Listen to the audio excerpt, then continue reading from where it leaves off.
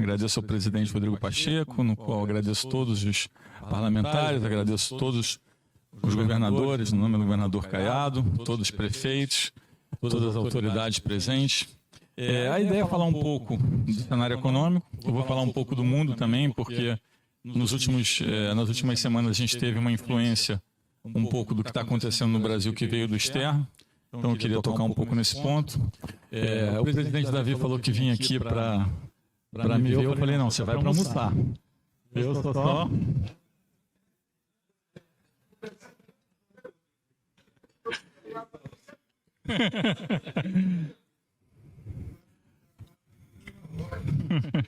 Não, então tá joia, gente. Muito obrigado, então. Eu vou começar falando um pouco da inflação. Eu acho que a gente teve um evento aqui recente em Jackson Hole, onde os bancos centrais se reuniram, falando bastante sobre inflação. A gente vê, e para quem não está conseguindo enxergar a tela, eu vou falar, então vocês, acho que só falando, acho que já dá para entender bem. A gente tem a inflação cheia e o que a gente chama do núcleo de inflação, né, que é você retirar os componentes voláteis da inflação. E o que a gente vê é que a inflação cheia, ela vem num momento de melhora, em quase todos os lugares, né? Sendo que na ponta alguns lugares começaram a mostrar um pouquinho de piora. Um pouco alimentos, mas a gente viu em alguns lugares a inflação aí voltando a piorar ou deixando de cair. E quando a gente olha o núcleo de inflação, que é muito importante, a gente vê aí a América Latina caindo bastante, em alguns outros lugares a queda muito mais tímida, e em alguns lugares, inclusive, como no leste europeu, você caiu e voltou a subir. Então a batalha contra a inflação, quando a gente olha globalmente, ela não está ganha. A inflação cheia melhorou bastante.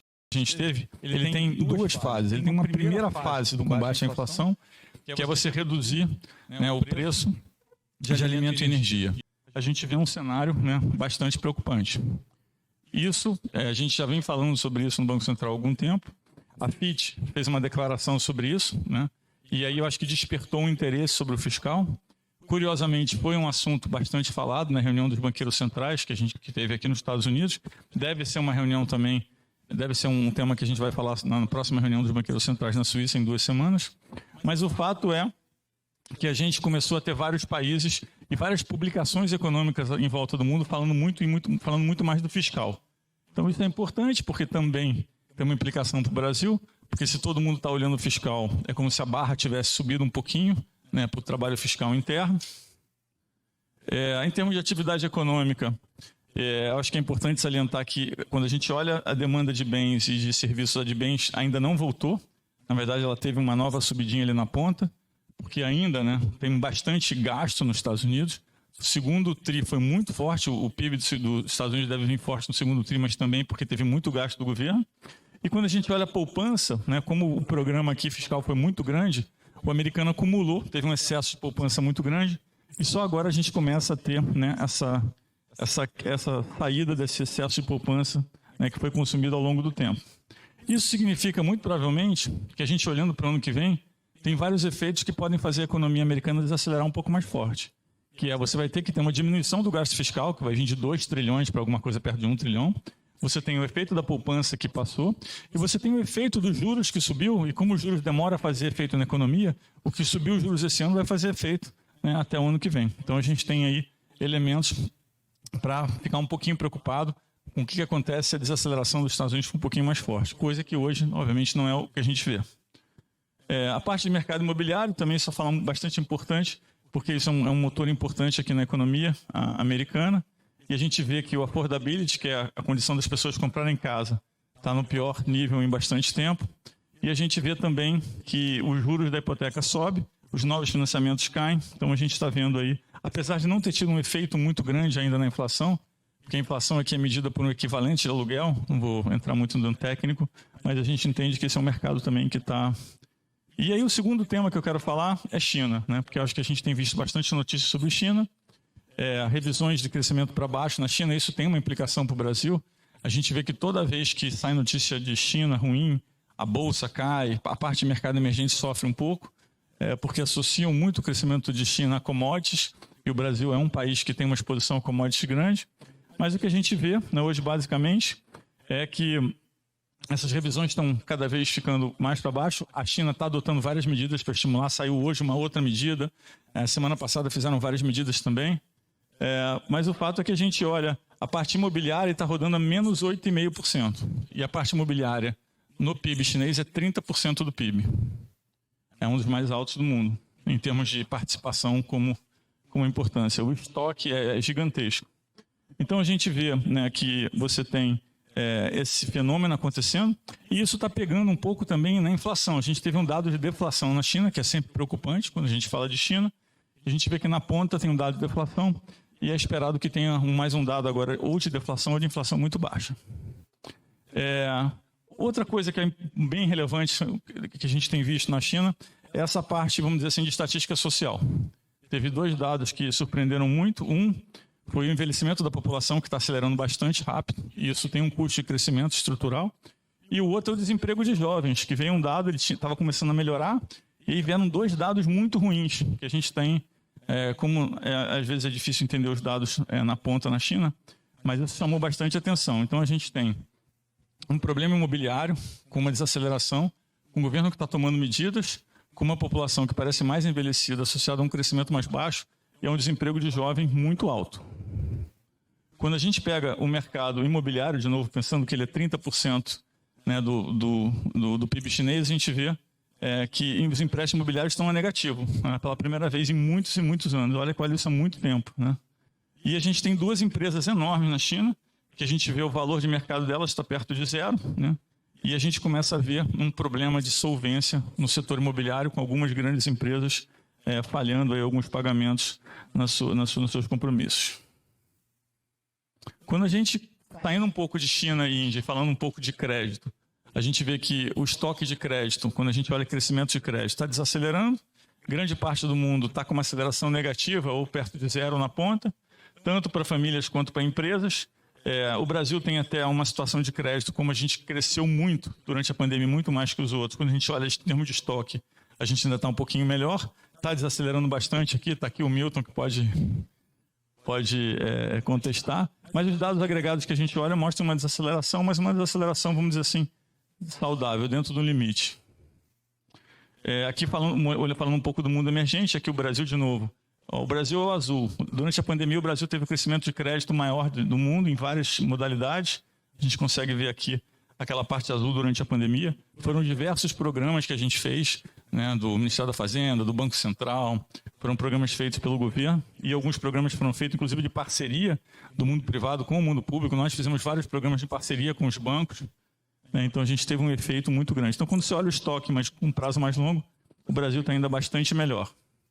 Um outro tema é entender que a inflação do Brasil, quando a gente olha o 12 meses, está contaminada pelo último semestre do ano passado, que teve aquelas medidas, tiveram várias medidas de desoneração, mas quando a gente olha a inflação, ela bateu ali na meta que é 3 e voltou a subir um pouquinho. Hoje o mercado estima que a inflação vai continuar subindo no ano, mas é um efeito estatístico.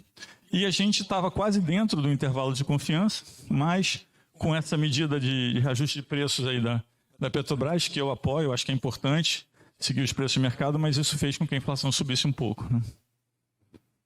A inflação do Brasil, quando a gente olha de forma desagregada, de novo, a linha laranja ali é o administrado, significa que a subida recente de petróleo, né, da parte de energia. Tem um tema também do bônus de Itaipu, que influenciou o último número de inflação, que ele veio um pouquinho, ele faz com o preço da eletricidade suba um pouco, que é o término do bônus. E a gente vê que a inflação de serviços está caindo, quando a gente olha o núcleo de serviços está caindo. Então, os números, de uma forma geral, estão melhorando, mas de forma ainda bastante lenta. Então, a gente diz que estamos fazendo um pouso suave, mas ainda não ganhamos a batalha. Então, é preciso perseverar, porque essa batalha da inflação, se você, não que a gente chama de corre a última milha, né, the last mile, se você não faz a última milha, você acaba comprometendo o processo, a inflação volta mais alta e mais persistente. Um outro tema interessante é ver a sincronização dos ciclos. A gente vê que várias vezes o Brasil teve inflação sozinho, né, onde o mundo não tinha inflação e o Brasil tinha inflação. E esse último ciclo de inflação foi um ciclo muito sincronizado globalmente. E a gente consegue ver aqui como todos os países tiveram que subir os juros, ou seja, foi um movimento muito global, muito coordenado. O Brasil foi um dos primeiros a subir os juros por entender que subindo antes e subindo mais você faz o trabalho com menos custo para a sociedade. Eu vou mostrar exatamente o efeito disso logo depois. Quando a gente olha juros reais, de novo, a gente vê que o Brasil teve muitos anos com juros reais muito acima da média dos outros países. Aí a gente entrou num período onde os juros reais do Brasil estavam mais ou menos dentro da média, né, um pouquinho acima, mas não tanto. E aqui eu estou olhando a América Latina, mas é o mesmo para outros lugares. E a gente vê recentemente, como o Brasil subiu os juros antes, ele subiu com o juros real antes e agora está no movimento aqui, já bastante próximo ao México e alguns outros países. E quando a gente olha, né, que o Brasil teve que enfrentar um ciclo de inflação global muito forte e que teve que subir os juros em termos reais muito antes, muito menos do que o que teve comparado nas últimas crises, eu acho que isso é um sinal de que a gente está amadurecendo o sistema de metas. Eu acho que isso mostra a importância do Banco Central independente e a importância de poder atuar com credibilidade. Então a gente vê que se a gente comparar o período 14 a 19, 21, 23 e agora julho de 23, a gente tem um juros real ainda alto, mais alto que a maioria dos países, mas um percentual menor do que o histórico. Um outro tema que a gente olha sempre é a diferença da taxa de juros atual e da média entre 11 e 19, ou seja, uma média de quase 10 anos. E a gente vê que os juros no Brasil hoje, ele é acima da média, obviamente, porque todos os países estão lutando contra a inflação, mas ele é bem menos do que outros países comparativamente. Ou seja, o Brasil conseguiu fazer uma luta da inflação com uma subida de juros que é menor em relação ao que fez no passado. Ou seja, a gente teve mais eficiência dessa vez do que teve no passado. E a gente consegue ver isso aqui também na diferença entre a taxa de juros real atual e a média dos 10 anos, o Brasil aí com um número menor. E aí a gente sempre se pergunta por que os juros reais no Brasil são tão altos. E eu já falei sobre isso várias vezes, é repetido, mas eu queria focar aqui num tema específico, se eu puder. Que eu acho que a gente deveria voltar a esse tema da recuperação de crédito. E aqui eu acho que é importante a gente voltar a falar de se é possível a gente fazer com que o processo de recuperação de crédito no Brasil melhore. E aqui não é o único fator, mas um dos fatores que é muito importante a gente atacar é que a recuperação de crédito não seja um processo judicial, seja um processo extrajudicial. Quando a gente para e pensa que o Brasil só é melhor que Burundi, Venezuela, Haiti e Angola em termos de recuperação de crédito, e que o México é muito melhor que a gente, tem vários países do mundo emergente que estão entre 65 e 70, e a gente está em 18, então isso aqui é custo de crédito na veia, para as pessoas e para as empresas. Eu acho que esse é uma medida que se a gente fizesse, ou pelo menos se a gente começasse a caminhar nisso, a gente ia ter uma descompressão no custo de crédito bastante grande. Porque como você só recupera 18% do crédito, eu até peguei outro dia uma estatística com os bancos, o que acontece é que os bancos eles param de cobrar. Se a quantia que for devida não for grande, o banco nem cobra, porque demora tanto e custa tanto, que no final custa mais para cobrar do que ele tem para receber. E a gente fez um break-even de qual é o valor que o banco sai correndo atrás, né, ou continua indo atrás do crédito, e a gente vê que o Brasil destoa muito. Então isso é um tema importante, o resto a gente já falou, a dívida do Brasil um pouquinho mais alta, a poupança mais baixa. E aí eu sempre falo do tema do crédito direcionado, sempre gera um pouquinho de ruído, isso aqui não é, né, uma coisa do Banco Central falando contra a política do BNDES ou nada disso, o BNDES é irrelevante perto dos 41,2% de direcionamento, mas o importante é o seguinte, de uma forma geral, se a gente tiver muito crédito direcionado, o que é o crédito direcionado? É aquele que quando o Banco Central sobe os juros, ele não é afetado. Então se eu tenho uma política onde eu subo os juros para frear a economia, para frear a inflação, e se eu tenho um pedaço do crédito que não é afetado, sobra um pedaço menor do que é afetado, então eu tenho que subir mais os juros para fazer o mesmo efeito. Então é bastante fácil demonstrar, e tem vários trabalhos que mostram isso, que se eu tenho um volume de crédito muito alto, direcionado, no final das contas eu tenho que subir mais os juros para fazer o mesmo trabalho de combate à inflação. E aqui a gente vê a comparação de crédito direcionado do Brasil com alguns outros países. Lembrando que tem alguns países da América Latina que são bastante baixos, mas já foram bastante altos no passado. E isso fez com que o crédito melhorasse muito. Um outro tema que a gente discute bastante é o tema de condições financeiras, né? Ou seja, quando a gente faz uma mudança na Selic, o que a gente quer é que tenha mais liquidez na economia. A gente faz a mudança na Selic para que as pessoas tenham mais acesso ao crédito, que as empresas tenham mais acesso ao crédito, que tenha mais liquidez, né, rodando na economia. E a liquidez não é só Selic. A liquidez está refletida também no preço do câmbio, no preço da bolsa, no preço dos juros futuros. Tem vários ativos que fazem com que isso aconteça. Então eu preciso ter uma sincronia entre esses ativos para fazer com que, quando a Selic caia, gere credibilidade no resto. Então a gente vê que mesmo antes da queda de juros, a gente tem condições financeiras melhorando bastante, né? E isso explica talvez o número, né, que a gente viu hoje, por exemplo, do PIB, que foi bastante bom, foi muito acima da média. A média estava entre 0,2 e 0,3, o número mais alto que eu vi de expectativa era 0,5 e veio 0,9, né, então foi bem acima. E com elementos bons também, porque a parte da indústria veio melhor, a parte de serviços veio melhor, e a agricultura, que tinha contribuído muito, né, teve um pouquinho negativo, mas de uma forma geral o número foi qualitativamente melhor. Inclusive deve refletir também uma arrecadação melhor, né, porque o número tem uma qualidade melhor. E o segundo ponto aqui é falar um pouco da parte dos juros futuros, que a gente já vem dizendo. Esse gráfico aqui eu mudei para mostrar exatamente esse efeito. E a gente vê que os juros futuros começaram a cair muito antes da Selic, o que fez com que a queda da Selic tivesse maior potência em termos de credibilidade. De atividade econômica, na verdade, com o número de hoje, esse gráfico está desatualizado. Eu acredito que muitas instituições financeiras vão revisar o número de crescimento esse ano para alguma coisa mais perto de 3%, entre 2,5% e 3%. Considerando que no começo do ano muita gente achava que não ia crescer nenhum, eu acho que é um feito, né, bastante importante. Eu acho que a gente começa a ver cada vez mais, apesar de não ter como provar isso empiricamente, que as diversas reformas que foram feitas pelos governos, com apoio do Congresso, que foi super reformista, essas reformas cumulativamente estão começando a ter efeito. Então a gente tem essa descrença em relação ao crescimento brasileiro, porque o crescimento passado foi muito baixo, mas a gente já vem de um período de mais de 15 meses com surpresa positiva no crescimento o tempo todo. O que leva a crer que talvez o efeito cumulativo dessas reformas esteja começando a fazer efeito, ainda que seja difícil demonstrar empiricamente. Então a gente tem números de crescimento no Brasil melhor, obviamente começou muito puxado pelo serviço, a gente no número de hoje teve já uma melhora mais qualitativa.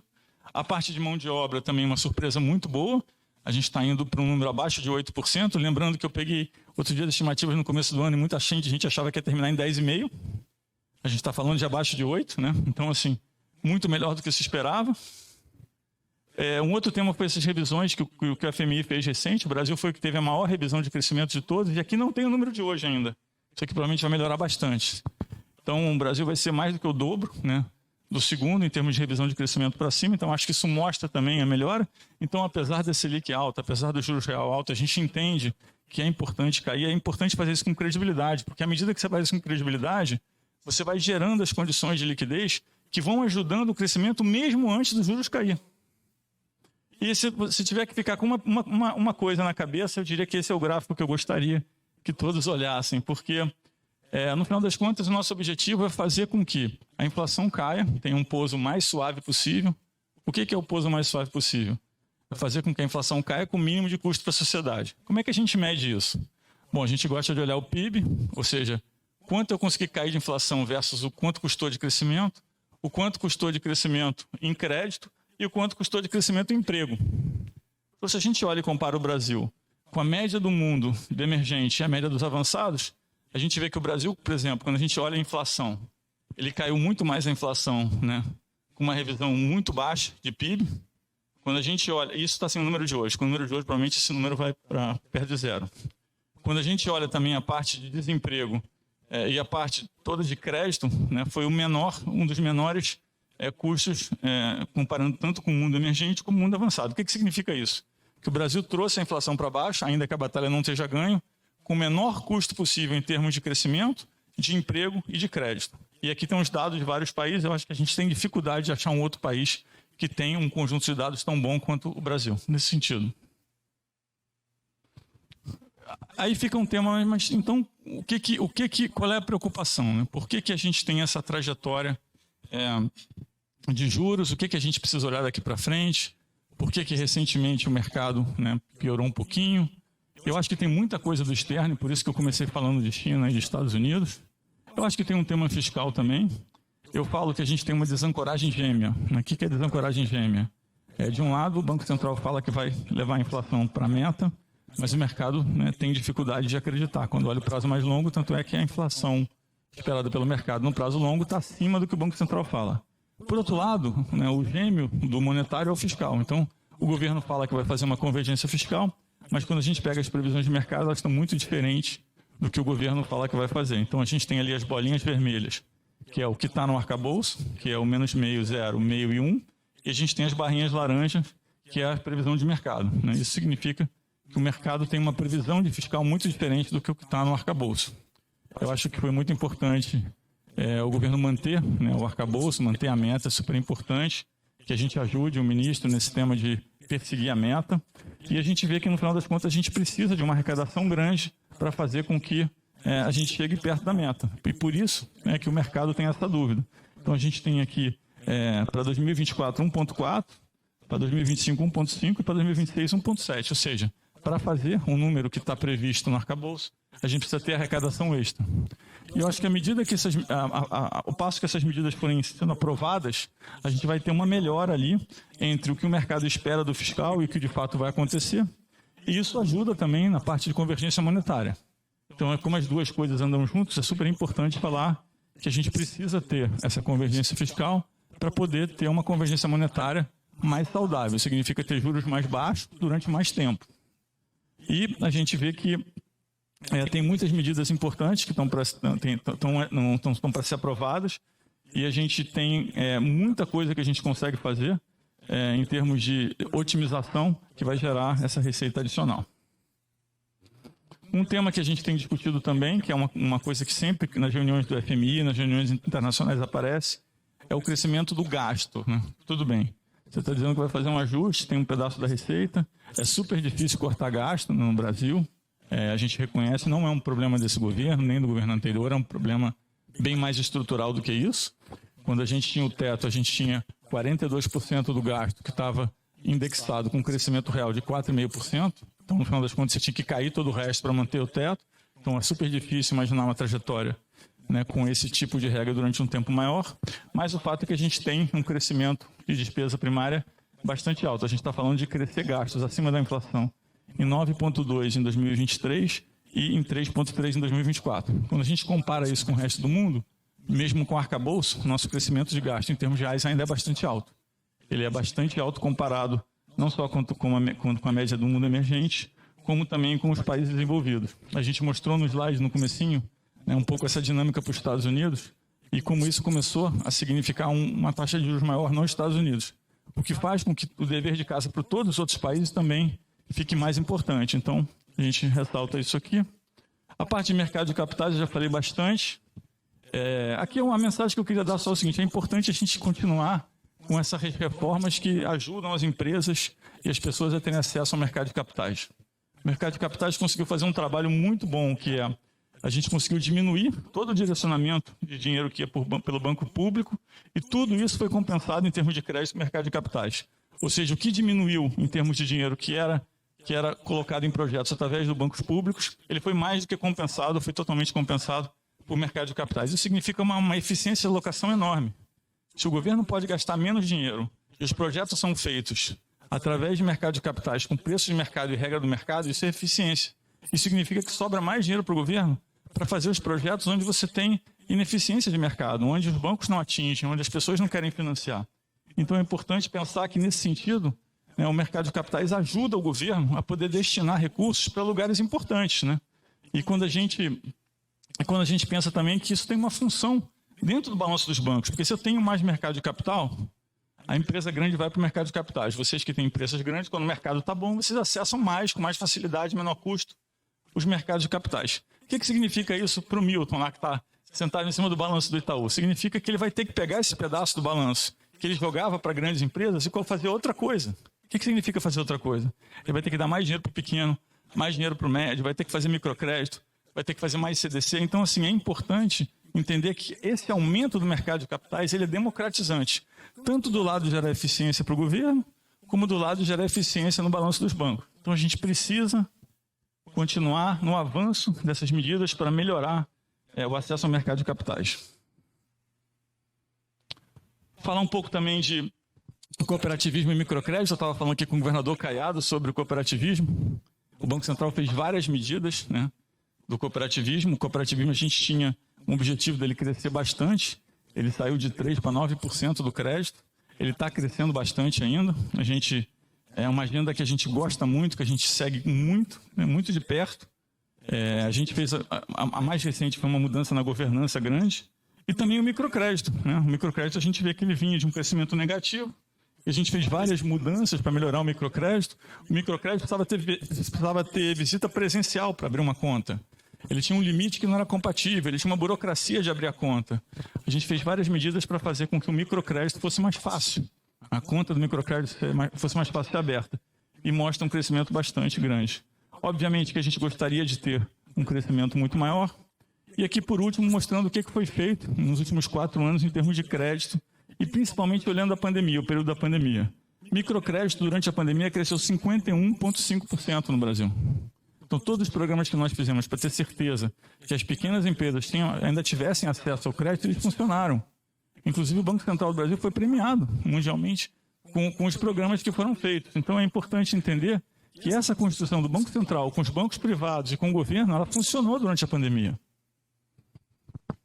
Bom, cartão de crédito é um tema bastante presente hoje em dia. Aqui a gente tem mostrado só a dinâmica do que tem acontecido no cartão de crédito. A gente vê ali, né, o parcelado versus o à vista, o quanto subiu o parcelado. A gente fez um estudo também mostrando onde é que está o crescimento, em que setor, em quantas parcelas. E a gente vê que a utilização do limite de cartão, à medida que as pessoas vão tendo mais cartão, ele vai aumentando.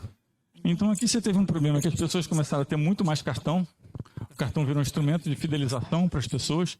Isso fez com que a inadimplência de cartão subisse muito. A gente vê que quem tem mais cartões tem mais inadimplência. Muita gente pega o terceiro, o quarto, o quinto cartão simplesmente porque tem o parcelado sem juros. Então ele abre um espaço dele financiar e depois ele vai ter que pagar lá na frente. E a gente vê que alguns setores são mais impactados do que outros. Mas a gente tem hoje um parcelado sem juros que é 15% do crédito total. É bastante. Imaginar que 15% do crédito é um instrumento de crédito que não tem juros, não incide juros, né, mostra que tem uma anomalia com o produto.